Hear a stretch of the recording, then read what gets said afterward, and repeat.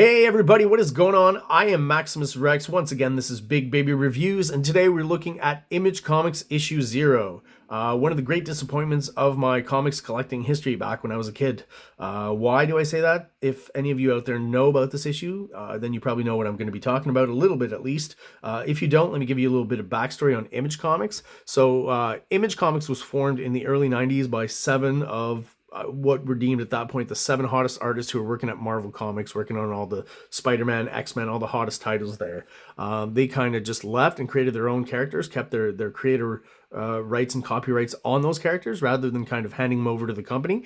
And kind of made a big splash in that 90s, comic book boom. Comic books were huge, and they kind of rode that wave and soared to popularity, and a lot of them made lots of money, and a few of them became millionaires pretty quickly within that market, within the first early years of Image Comics.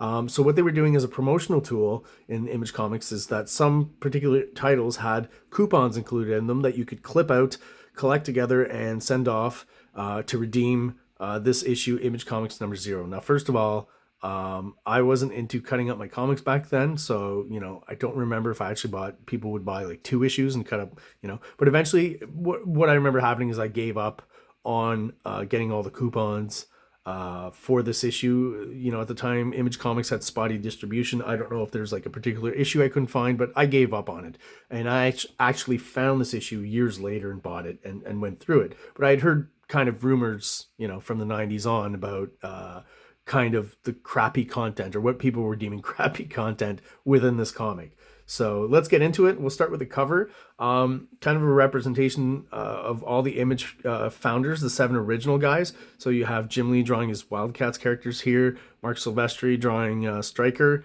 who he's promoting kind of in this book, right? Wildcats, nowhere to be found in this book, so kind of odd. At least Silvestri is somewhat consistent conceptually. Rob Liefeld drawing Shaft, because I guess he's maybe the most kind of memorable character from Youngblood, but within Not Found, it's a totally different character that's actually introduced here. Eric Larson, the workhorse, always consistent. So obviously his character that he's still working on today, Savage Dragon, although not this original iteration anymore. His son, I believe, has taken over the series. But this is the original incarnation of the Savage Dragon at that point. Obviously, Tom McFarlane's Spawn here. To the right here, we've got Shadowhawk. That's Jim Valentino's character, the vigilante who breaks spines. And we've got one of the Wetworks characters by Whilce Portacio. But I will note that Whilce Portacio is nowhere to be found in this issue. A little odd that he made it on the cover and then he's not represented within. That's one of the inconsistencies now that kind of start to creep up from this book and its production, as you'll see. Some weird stuff here, even on the cover. I've seen jam covers before, but sometimes you can work a little harder to integrate your characters properly. I feel like McFarlane really didn't give that much of a shit. It seems like Spawn is like, proportions are way off compared to Savage Dragon, and he's still supposed to be a pretty big guy. Spawn, he's tiny next to the Savage Dragon. He's tiny next to Shaft. He's almost, I would say, compared to Shaft right now, midget like, or height challenged like, whatever you want to use there. Shadowhawk is kind of thrown in here, like the debris or whatever this Youngblood-esque issue 1 cover ground is. All of a sudden it's like Shadowhawk's kind of stuck in it, or his legs stuck in mud, something like that. His actual pose too could be menacing in a different context maybe, but here to me it looks like he's squatting to take a dump, and maybe that's what all this green brown stuff is that's coming out of Shadowhawk's ass. That's possible. Also, if we're talking about integration in this jam piece, clearly looks like Spawn has his foot up Shadowhawk's ass as well. So I don't know if Spawn's trying to help Shadowhawk, maybe he's a little caught up there and Spawn's helping him out to expunge what's stuck in his bowels. Okay, that's what's coming to mind here. Other than that, I mean, it's a typical kind of still fun and exciting Image cover, I guess. Why is it cropped instead of using, why this big white border? Like, the design on most of this issue is lacking as well. Like, again, it really seems like it was thrown together very quickly at the last minute, because from what we'll see here and what I've heard historically is that some artists were just very, very late to the game and bringing their pages. And as you'll see, it's basically a 4-page count for most everyone. I think Rob Liefeld has 5. I just can't, understand some of the choices here with these 4 pages and why it would take so long to get all this together if all they're asking for really are those 4 pages. You'll see that they use, let's say they all have 5 pages, but that 5th page is the title page for each story. So they've just cut down, how many pages you actually have to draw to fill this comic by each artist. In this case, there's 6, not 7. No Wheels Portasio. So you've saved those pages that artists don't have to draw. I don't know if they get paid for them. I'm not sure how that works, but yeah, just not a high level of discipline and work put into any of the stories here. I don't want to say any of the stories. Some of the stories, I'll go more into detail as we cover the actual stories themselves. Let's crack her open. All right, so let me center that a bit. Right about there. So this first story, there's even no just general kind of, information about the actual comic. We just jump right into a full page credit to the story that we see unfold on the right. So this is Rob Liefeld's story.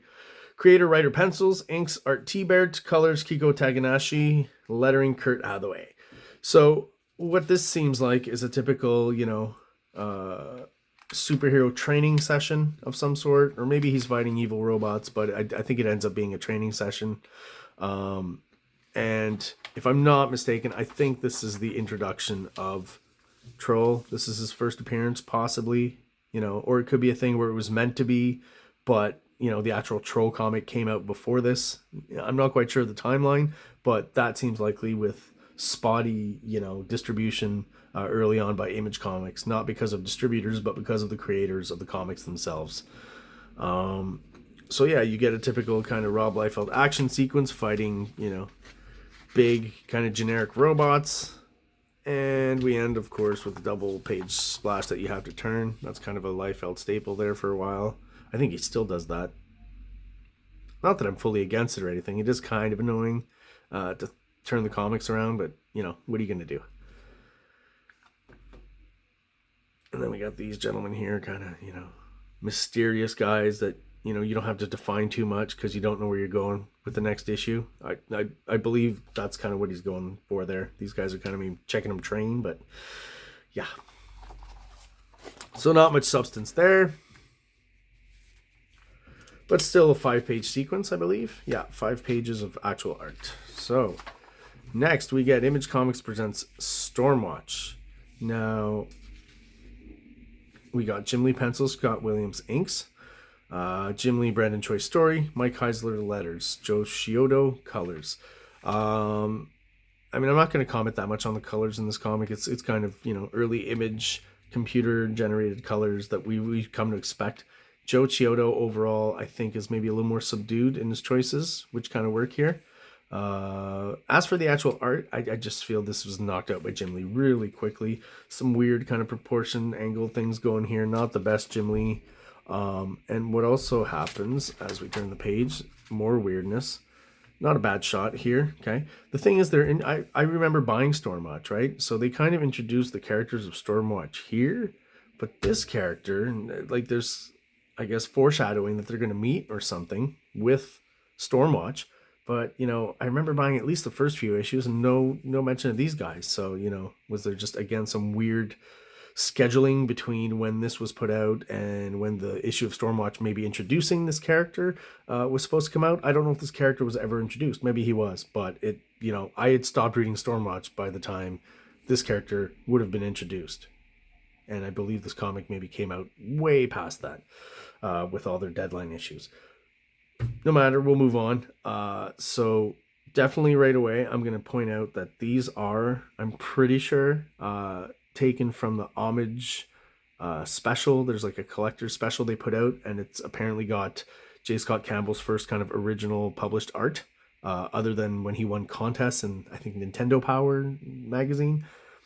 So that there is lifted from that, and this is by the Stormwatch artist Scott Clark, so that's definitely lifted from that as well. So this is not in any way Jim Lee, and I don't think it's mentioned in the credits at all that this is quote unquote lifted art. It's still from Homage Comics. So This the most interesting Jim Lee drawing, I think, in this whole story, to be honest. I feel like he's doing kind of a parody, cartoony version of himself, a caricature, if you will, and he's kind of, you know, going a little crazier than Jim Lee usually does, and maybe pulling some. I almost feel like these are McFarlane kind of ticks here, done in a Jim Lee way, if I can say it that way.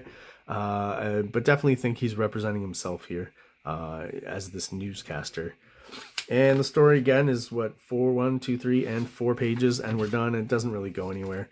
Here's the thing too, is like, you know, we go through it and it just stops here, and then we move on to something else, right? And literally, I thought at first, I'm like, is this an ad? No, that's, you know, the McFarlane section of the book's title page, right? Because of the page counts and stuff, where it seems to always, this has come up as of yet, you know, on the left hand side, now it's on the right hand side. So another kind of aspect of production issues, right? You would want that, I think you would try to make that consistent, not really consistent in this comic. Once again, the story ends here, no indication of it, no to be continued, you know, look, check out for Stormwatch issue 1, nothing. It's just like, I literally thought this was an ad, turned the page and I went, oh my God, what's going on? Oh, okay, this story is over. Just how are you supposed to know? So yeah, not the strongest Jim Lee effort. Also, super tropey Jim Lee machinery imprisoning people that he used in X-Men a whole bunch of times, right? So, you know, at this point, even though we like Jim Lee and we like his art, it just kind of feels ripped off from stuff he's done before, right? He's not trying anything really new. So again, not super interesting, to be honest, as is most of this comic, unfortunately. There's one bright spot, which we'll get to. So not an ad, but the, again, McFarlane title page. Something happened again in the, you know, send over from files and stuff to whoever actually got this printed. The Spawn logo here looks horrible. I'm pretty sure you could probably see that on the camera there. It's very pixelated on the contours and the green. This looks like a child did it, basically. So something lost in translation there in the files early in the 90s, you know, digital files and things, possibly. I believe it's something like that. You know, they sent over a logo and it was just the cheapest, most pixelized version, and they didn't realize it, and this book had to be printed, so off it goes. So Tom McFarlane, not even giving us a story or making an effort to give us any kind of storytelling, just throws in 4 pinups of, I guess, new characters he wants to introduce at some point. Freak, Blotch, Sweat, and Blood. As we look at them, I'll go over some of the details here. But I will say overall, he's only McFarlane's only credited as pencils, except for this last Blood one. So we've got Dan Panosian, Art T-Bear, and then Dan Panosian and Art T-Bear on the same piece, inking Tom McFarlane. So I'm going to have to assume that Tom McFarlane gave no shits and probably was the one mostly holding up this book. And at the last second threw together a few sketches and paid some other guys to ink them. Like, he just couldn't even be bothered to ink his own work in this case because this mattered so little to him. I guess at that point Spawn was running on all cylinders, going pretty well, so he just didn't have any time to give up for this. So 4 quick pinups, which we'll look at real quick. So let's, just looking at these 2 characters, Freak, right? I can see him just drawing that real quick. A one-off kind of character, right? The Freak. The name is kind of easy and quick. Design is pretty simple, right? And Panosian inks it. He did go back to this because maybe going through his sketches later, he figured, oh, well, you know what? This character could actually work in Spawn. And I think he does. And I mean, I know he was in a few issues, and I always liked the way Capullo specifically drew him, which was similar to this, but Capullo just had something a little extra, I think, in the anatomy and the perspective that Tom McFarlane lacks a little bit, right? On the right, Blotch, his name says it all. It's not interesting in the least. Some sort of monster with a bit of tubing. Like, it just looks like he was not putting any effort into that. Got it inked by Art T-Bear. I would say it doesn't even really look like a McFarlane drawing overall. This one still kind of retains a McFarlane flavor. Not so much here. Maybe in some of this stuff here in the hands, but that's about it to me. It looks subpar. Sweat. Like, did he just come up with that real quick? Probably. And drew this up. If I was going to do a character called Sweat, sweating is like I don't know, he's obviously some sort of manipulator of water or something, I guess is what he's going for. I say obvious, not so obvious here what it is, his power set or whatever that relates to sweat. If you're going to call a character Sweat, I would expect him to be sweaty and disgusting and kind of, at least that's what I would do. I just don't see much of a correlation here. I just find he looks like a generic kind of late 80s, not even early 90s, late 80s kind of superhero design. I'm not going to turn this because the image isn't even that worth it. But we do have Blood, which is the one other character that McFarlane, maybe in this case, deemed cool enough to ink himself. It still looks like a rushed McFarlane job, but, all right. And he did eventually end up turning this guy into a character and a toy in his McFarlane toy line. All right, now we're up to Erik Larsen, who actually held up his end of the deal when it comes to Image Comics issue 0. Okay, he is the workhorse. Not sure if you can hear the garbage truck outside, but if you can, well, I apologize, but I'll just keep talking through it. You can probably hear me more than the garbage truck. At least I hope so. So, Image Comics presents, we got the title page, creator, writer, penciler, inker, Erik Larsen, letters, Chris Eliopoulos, colorist, Steve Oliff. So Erik Larsen actually taking these 4 pages, taking the opportunity to work them into the Savage Dragon storyline that he'd already established with the miniseries. And I think this was meant to come out before issue 1 of the regular series came out, and it didn't because it was super late. So in that context, this story would take place before that. Issue 1 of the regular series, Savage Dragon is kind of depressed and stuff and talking about his girlfriend who was killed. And, not that it was confusing. It was spelled out pretty well in the series. But as a kid, not having read this yet, we wondered what had happened. And basically, the story had happened. It's just he was waiting on everyone else to get their stuff done so this comic would come out. So it kind of screwed Erik Larsen over in his continuity a little bit for a while there until this came out. But yeah, so basically in the story, Savage Dragon has a girlfriend. She's over. It's a pretty quick, simple story. But even Erik Larsen always finds just simple, non-superhero parts of the story and narrative, action stuff, and still finds ways to make it interesting and fun to read. Angles he chooses, he does just interesting facial expressions and emotions and things like that. He does well, right? So getting over the idea that they're, pretty happy, having fun, kind of lighthearted. And of course, you got the swerve when she opens the door, someone knocking or ding dong, someone rang the bell rather. And boom, she gets shot in the head. So a pretty pivotal moment in Savage Dragon continuity that was held back and didn't really come out in continuity as Erik Larsen would have liked. But at least once you read this, you kind of understand. And that hole between the miniseries and the regular series of Savage Dragon has been filled. Then we got Marc Silvestri, who does a completely different kind of title page here. Hard to read, design-wise. Again, this seems very thrown together very quickly. Not super interesting. Not the title pages need to be that interesting, but just hard to read and just, 90s crappy design. So Silvestri does give us a few cool images. I definitely think these are all great. And what he's giving us is kind of, I guess, somewhat of the mandate of Image Comics 0 as well, is the origin or parts of the origin of one of his characters, Stryker. The only, it's a quick story, lots of pin-up kind of big shots, which is fine. The only gripe I would have is, I'm not 100% sure Silvestri drew this. I feel like maybe Brandon Peterson, I think, was the artist for the series when it came out. I could be wrong, but I really do feel like we're getting 3 pages of Silvestri art and then the Brandon Peterson pinup that was used for a lot of the advertising for Stryker, right? So again, not going full tilt with what the plan was like Erik Larsen did.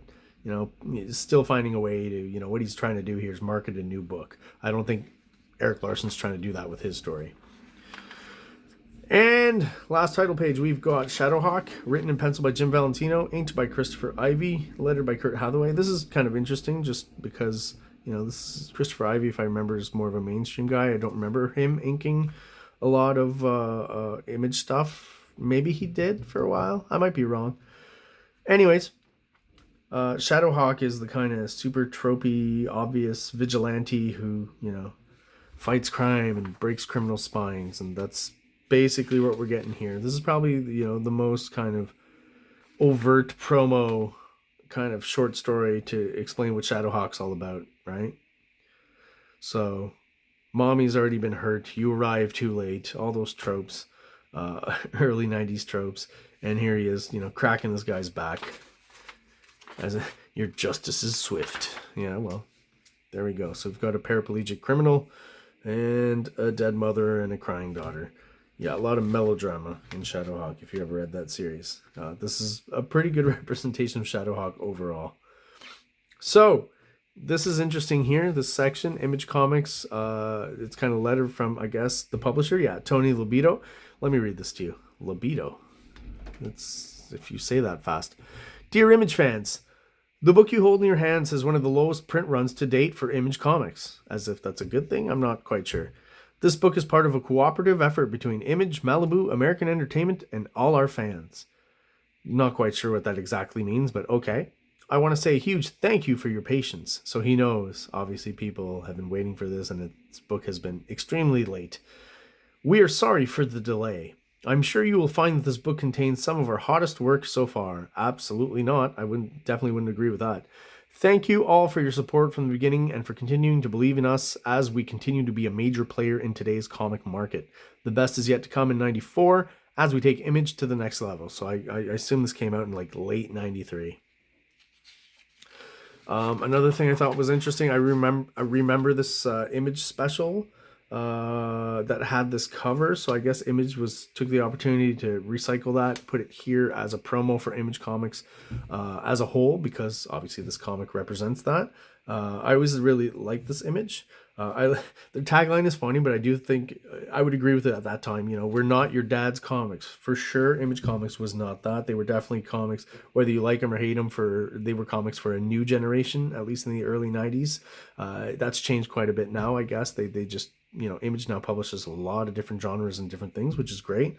But there was really something about it. Again, you know, short on story and narrative, but, you know, really strong on the art, and that's what we liked at that time in the early 90s. You know, it was kind of a flashy, kind of extreme kind of time. Just a little comment about this. Again, we have all the who are supposed to be the 7 Image founding fathers. So Eric Larson, Savage Dragon. We got Rob Liefeld doing Shaft. Velocity, I believe, from Cyberforce. That's Mark Silvestri. We've got Jim Lee. I think this somehow this looks off-brand a little bit for Jim Lee, but I guess it would have to be him doing Maul and Monroe. I think his name was Marlowe Emp. He had a few different kind of titles. McFarlane doing Spawn here. We've got Wheels Portasio doing Wetworks, which, you know, eventually wouldn't, you know, kind of work out at the same time as all the other original Image founding fathers putting out books. There was a family issue with Wheels Portasio. You know, Wetworks was put off for at least a few years there. And the only other comment I want to make is about Shadowhawk here, because I have a suspicion that, you know, Jim Valentino probably drew Shadowhawk, but I believe Rob Liefeld actually inked it. I feel some of the lines that we can, you know, some of his particular style of hatching is present here. And, you know, I know he did ink, I believe, Shadowhawk's introduction in one of the early Youngblood issues as well. And I find there's a similarity there. And it just, Rob Liefeld does, at that time, in a way, when inking Valentino, he does help kind of spice up the art or make it a little more interesting. He really does. So there you have it. And of course, the classic, you know, ordering comics form from back in the early 90s. Image Comics, issue 0. There it is. Thank you for watching. I appreciate it. Like and subscribe if you feel inclined to do so. And I hope everyone out there has a great day. Thank you very much. King Comics presents Big Baby, Volume 1, issues 1 to 13. 204 pages of story and art. King Comics also presents Star Crasher one-shot, 32 pages, cosmic sci-fi surrealist adventure. You can find these fine comics at kingcomics.ca, at MaximusRex13 on Instagram, or on Facebook, MaxRex or Big Baby.